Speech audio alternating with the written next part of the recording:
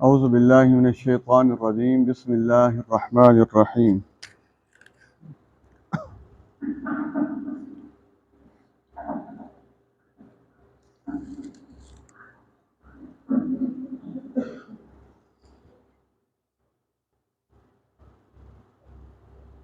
سيقول السفهاء من الناس ما ولاهم عن قبلتهم التي كانوا عليها قل لله المشرق والمغرب يهدي من يشاء إلى صراط مستقيم صدق اللہ العلی العظیم۔ پارہ نمبر 2 کا پہلا رکوع ہے سورۃ البقرہ۔ اس میں اللہ تبارک و تعالیٰ نے انسانوں کی یہ تربیت فرمائی ہے اور انسانوں کو یہ ہدایت دی ہے کہ اللہ تبارک و تعالیٰ کے کسی بھی حکم کی بس انہیں پیروی کرنے کی کوشش کرنی چاہیے۔ صحابہ کرام رضی اللہ تعالیٰ عنہم اجمعین نے کچھ عرصہ جب مدینہ منورہ میں ہجرت کر کے وہاں پہنچے، تقریباً 17 مہینے نماز پڑھی ہے بیت المقدس کی طرف منہ کر کے۔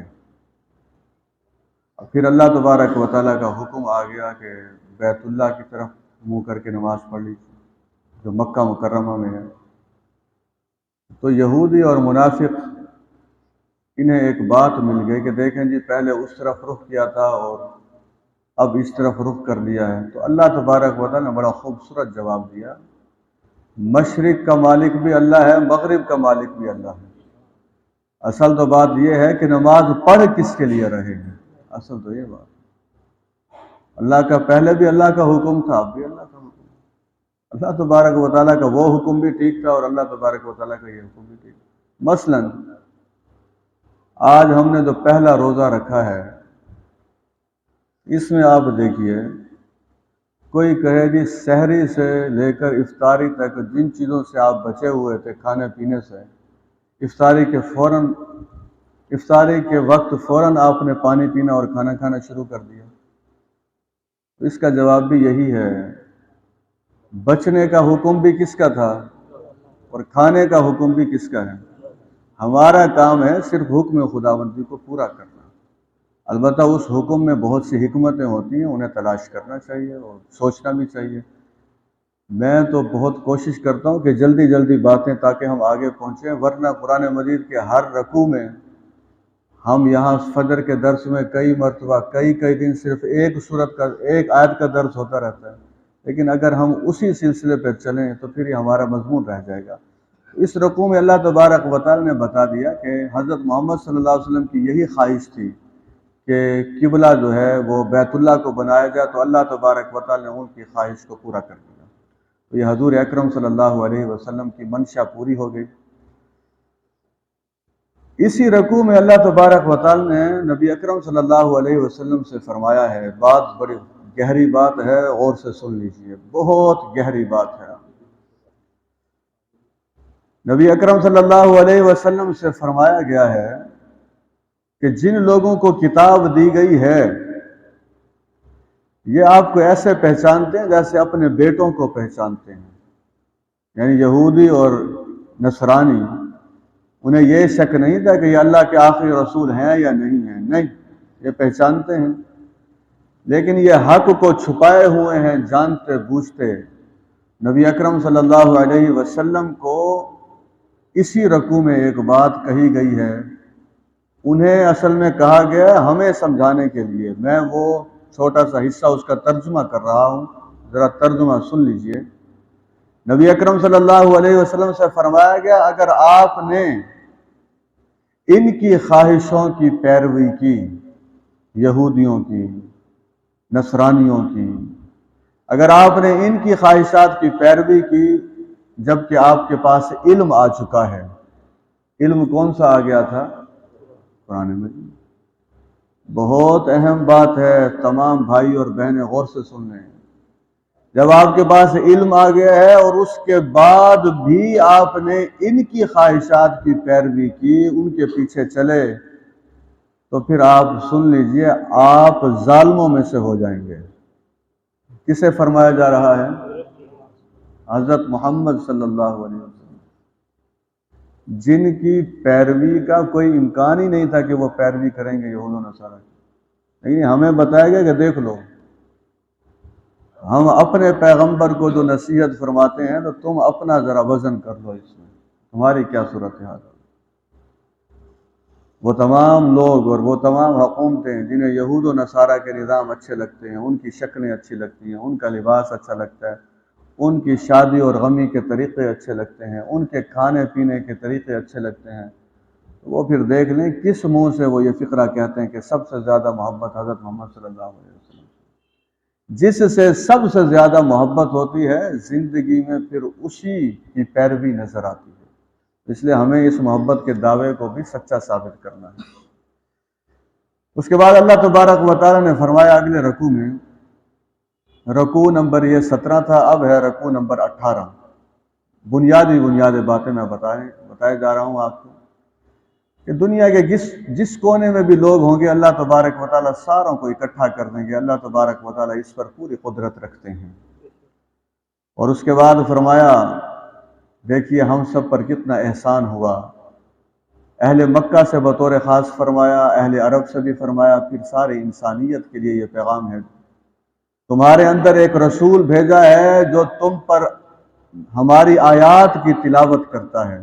یہ بات سمجھ لیجئے اچھے طریقے سے، دین کی دعوت دینے والے افراد کو یہ بات جان لینی چاہیے کہ سب سے زیادہ دین کی دعوت دی ہے نبی اکرم صلی اللہ علیہ وسلم نے، اور وہ دعوت بالقرآن، یہ فقرہ کہہ دیجئے، دعوت بالقرآن۔ کس کے ذریعے دعوت دی ہے؟ کوئی قصے کہانیاں نہیں، کوئی ہمارے جو لوگوں کی شعبدہ بازیاں ہیں یہ بھی نہیں، دعوت بالقرآن۔ حج کے ایام میں مینا میں جا کر قرآن سنایا ہے، مزدلفہ میں جا کے قرآن سنایا ہے، عرفات میں جا کر قرآن سنایا ہے، بازاروں میں جا کر قرآن سنایا ہے، صحراؤں میں جا کر قرآن سنایا ہے، پہاڑوں کی وادیوں میں جا کر قرآن سنایا ہے۔ کون سی جگہ ایسی ہے جہاں حضرت محمد صلی اللہ علیہ وسلم نے قرآن کی تلاوت نہیں کی؟ دیکھیں تو پہلا یہ احسان ہے اللہ تبارک و تعالیٰ کا۔ دوسرا، وہ نبی صرف قرآن کی تلاوت نہیں کرتا، وہ تم سب کو پاکیزہ کر دیتا ہے۔ اور جانتے ہیں صحابہ کتنے پاکیزہ ہو گئے تھے؟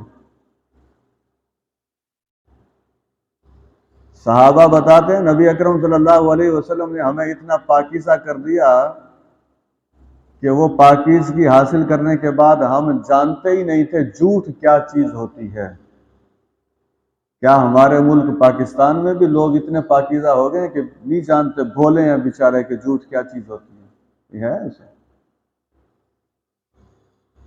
تیسرا فائدہ کہ نبی جو ہے وہ کتاب کی تعلیم دیتا ہے۔ اس معاملے میں ہم ذرا پیچھے رہ گئے ہیں۔ ہم یہ نہیں کہتے کہ تلاوت کا شوق پیدا نہ کیا جائے۔ میں ان لوگوں کی سخت مخالفت کرتا ہوں جو یہ کہتے ہیں کہ قرآن مجید فرقان حمید کا اگر کسی کو ترجمہ نہیں آتا تو وہ جو کچھ تلاوت کرتا ہے وہ بیکار ہے۔ ایسا جملہ کہنے والے قیامت والے دن مایوس ہوں گے اور انہیں کچھ نہیں ملے گا۔ قرآن مجید وہ کتاب ہے، اگر اس کا ترجمہ آتا ہے تب بھی، ترجمہ نہیں آتا تب بھی، دونوں صورتوں میں اس کی تلاوت باعث برکت ہے۔ ہاں یہ ضرور کہیے کہ جیسے قرآن مجید کی تلاوت باعث برکت ہے، باعث ثواب ہے، ویسے ہی قرآن مجید کا سمجھنا بھی باعث ہدایت اور باعث برکت ہے۔ ہم اب تھوڑی دیر کے لیے تو یہاں بیٹھے ہیں، آج کی جتنی آیات تلاوت کی گئی ہیں اگر ہم ان ساروں کا مفہوم سمجھ لیتے ہیں تو حدیث سن لیجئے، نبی اکرم صلی اللہ علیہ وسلم نے فرمایا جو قرآن مجید کی ایک آیت کو سمجھ لیتا ہے اللہ تبارک و تعالیٰ اسے 100 رکعت نماز نفل سے بھی زیادہ کا ثواب عطا فرماتے ہیں۔ خود سوچیے تھوڑی دیر کے لیے بیٹھنا کتنا فائدہ مند ہے۔ اس کے بعد فرمایا کہ وہ نبی تمہیں وہ کچھ بتاتا ہے جو تم نہیں جانتے، اس لیے اب میرا ذکر کیا کرو۔ اللہ فرماتے ہیں مجھے یاد کیا کرو، میں تمہیں یاد کروں گا، اور میرا شکر کرو، میرے ساتھ نہ شکری کا رویہ اختیار نہ کرو۔ حضرات ہم میں سے کون ہے جو مسائل میں نہیں گھرا ہوا؟ نوجوانوں کے اپنے مسائل، بڑوں کے اپنے مسائل، عورتوں کے اپنے مسائل، بیٹیوں کے بیٹوں کے رشتے نہ ہونے کے مسائل، تجارت کی ترقی کے مسائل، روزگار کے مسائل، طرح طرح کے مسائل ہیں۔ بلکہ حکمرانوں کو بھی ہم کہتے ہیں امن اور سلامتی کے مسائل۔ ایک حکومت، جیسے اب پاکستانی حکومت کہتی تھی ہمارا چیلنج ہے، ہمارے لیے سب سے زیادہ چیلنج معیشت ہے۔ معیشت ہو، معاشرت ہو، کچھ بھی ہو، تمام میں حل کرنے کے لیے ہمیں اللہ تبارک و تعالیٰ کی مدد چاہیے۔ چاہے میں بیٹھا ہوں، چاہے آپ بیٹھے ہیں، کوئی ایک ایسا نہیں ہے جس کے مسائل نصرت خداوندی کے بغیر حل ہو جائیں۔ ہو سکتے ہیں حل؟ نہیں ہو سکتے۔ اب فقرہ سن لیجیے۔ اللہ تبارک و تعالیٰ تو مدد کرنے کے لیے تیار ہیں، لیکن دو شرائط لگا دی ہیں اللہ تبارک و تعالیٰ نے کہ اللہ تبارک و تعالیٰ کی مدد حاصل کرو نماز کے ذریعے اور صبر کے ذریعے۔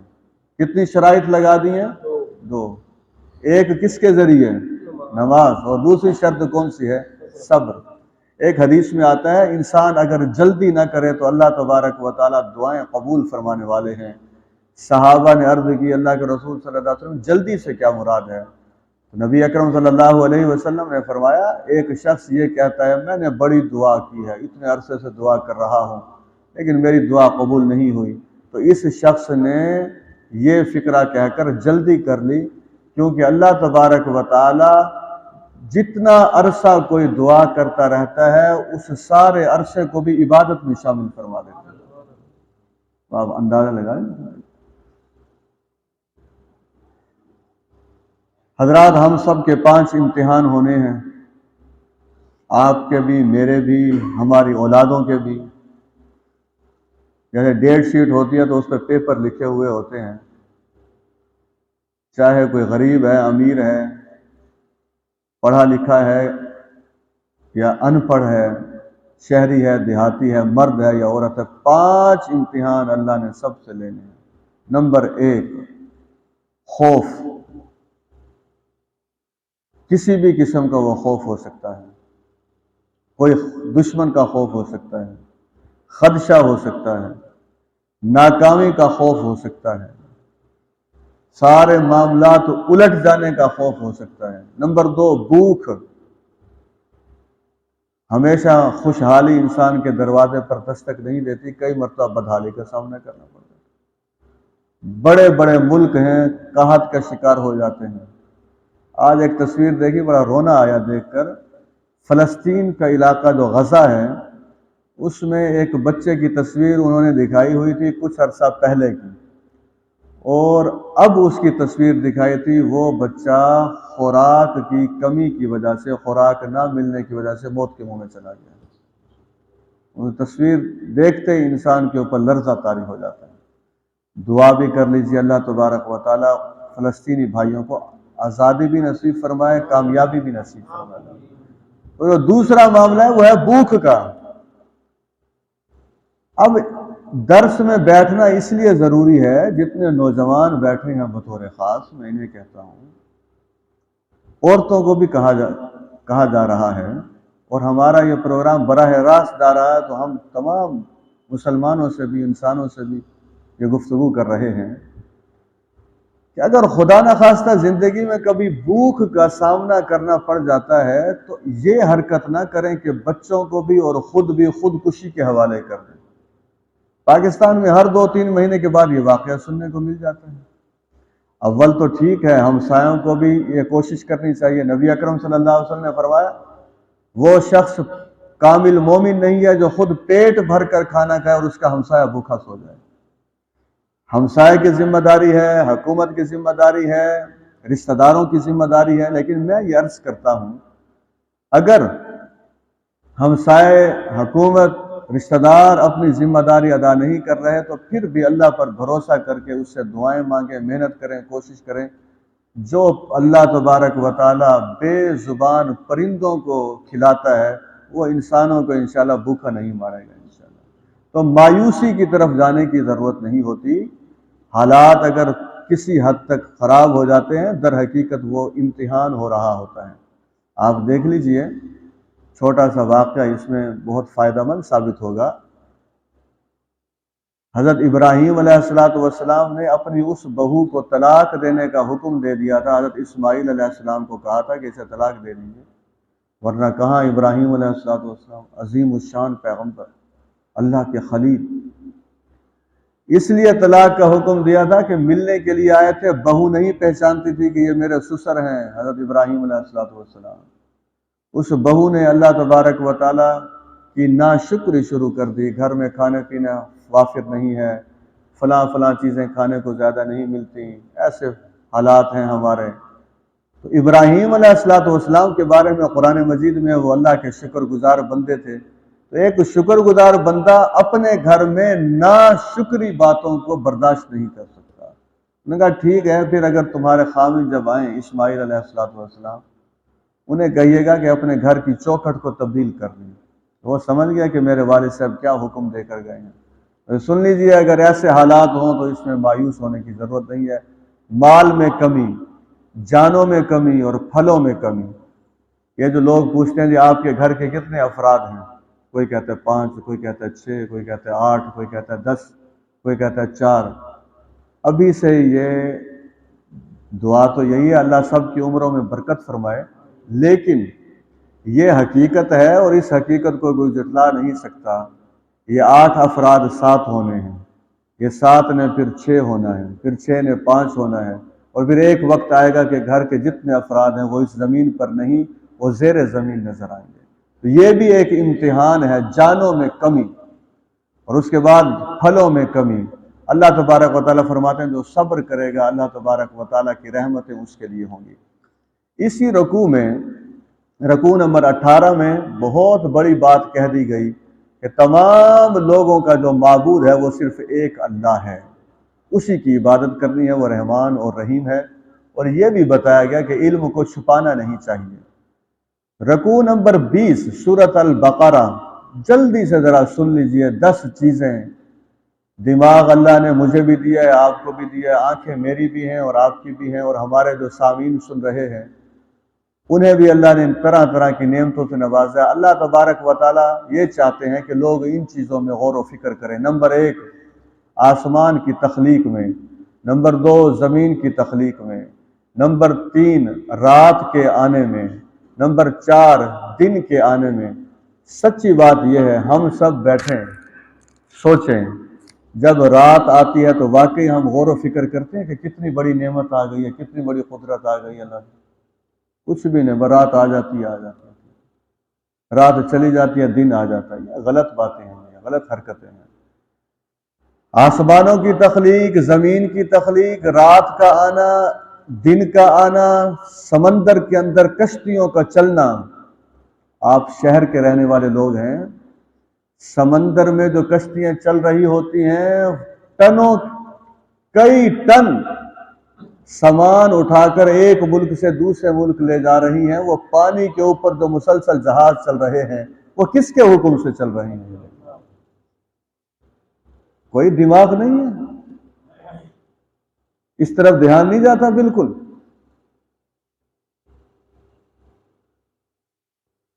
پانچویں چیز آسمان سے پانی کا برسنا۔ چھٹی چیز مردہ زمین کا زندہ ہو جانا۔ زمین مردہ ہوتی ہے، پانی گرتا ہے، پھر اس سے فصلیں، وہ سارے ہم جو خوراک کھاتے ہیں، فصلیں ہوں، پھل ہوں، طرح طرح کی نعمتیں۔ اس کے بعد کس میں غور و فکر کرنا ہے؟ اللہ تبارک و تعالیٰ نے اس زمین میں جو سارے جاندار پھیلا دیے ہیں، جن جانوروں کا دودھ پیتے ہو، ان جانوروں میں دودھ کی جو بناوٹ ہے اس کی طرف دھیان نہیں جاتا۔ قرآن مجید میں ہم پہنچیں گے سورۃ النحل میں، وہاں اللہ تبارک و تعالیٰ نے فرمایا اللہ تبارک و تعالیٰ گوبر اور خون کے درمیان میں سے انسانوں کو خوش ذائقہ دودھ پلا دیتا ہے۔ کوئی دھیان نہیں ہے، غور و فکر۔ اگر مسجد الایمان کے اس تراویح کے بعد کے درس کے ذریعے ہم غور و فکر والے ذہن پیدا کرنے میں کامیاب ہو جاتے ہیں تو بہت بڑی بات ہے۔ یہ سوچ کے جائیں گے انشاءاللہ آئندہ قرآن آیات میں غور و فکر کرنا ہے انشاءاللہ۔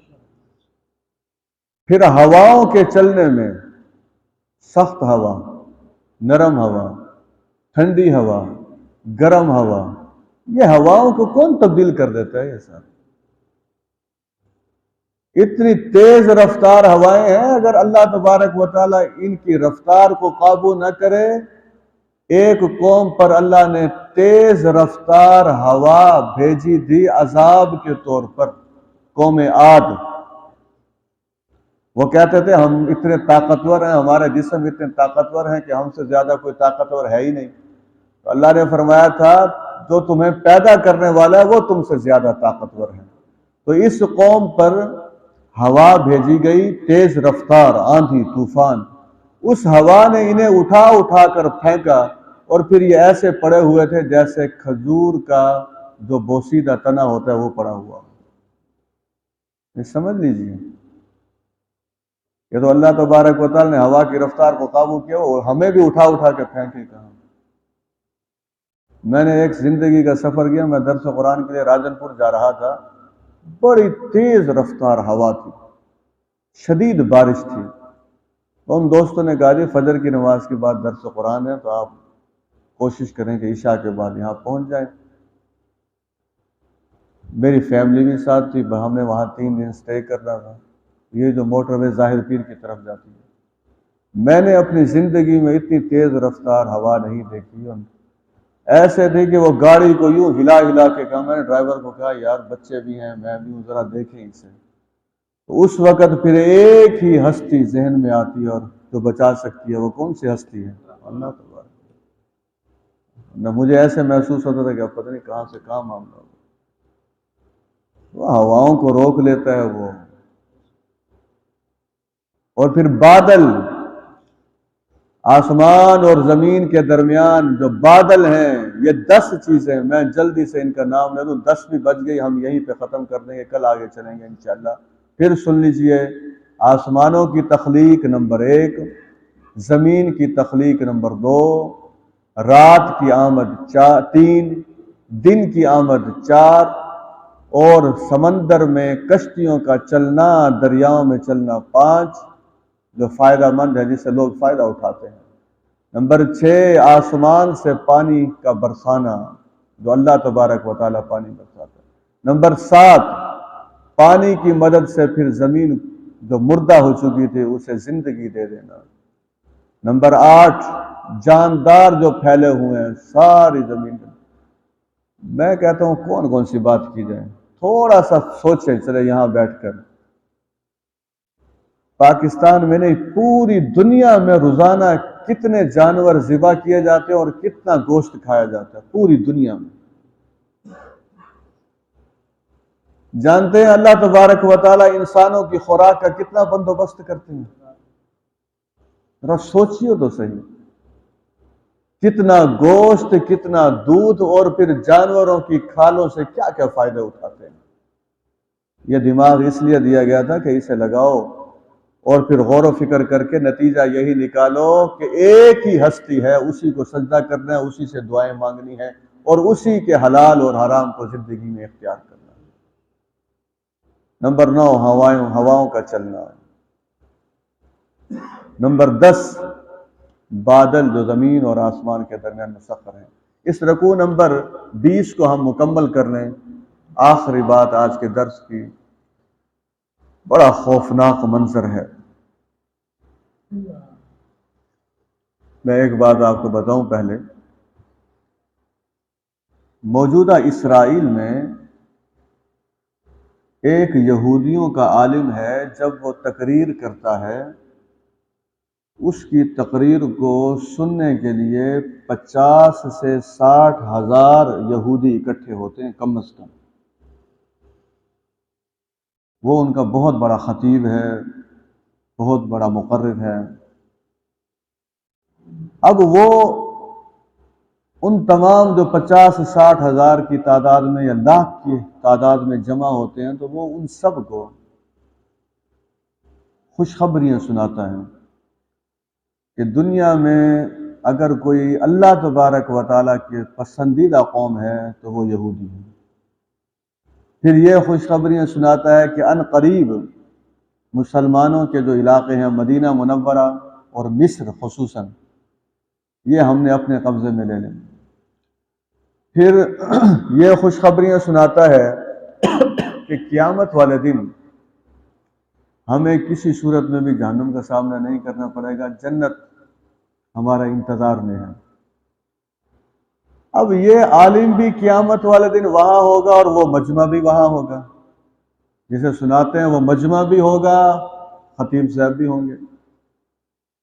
اور اسی قسم کے اگر جھوٹی باتیں پاکستان میں یا دنیا کے کسی کونے میں سکھ عالم سکھوں کو سنا رہے ہیں، ہندوؤں کے جو پنڈت ہیں وہ ہندوؤں کو سنا رہے ہیں، جو عیسائیوں کے نصرانیوں کے فادر ہیں وہ انہیں سنا رہے ہیں، اور جو مسلمانوں کے جاہل لوگ ہیں جنہیں دین کی ABC کا کوئی پتہ نہیں ہے، قرآن نہیں جانتے، احادیث نہیں جانتے، وہ بھی جھوٹی باتیں بتا رہے ہیں، تو وہ منظر بڑا خوفناک ہوگا۔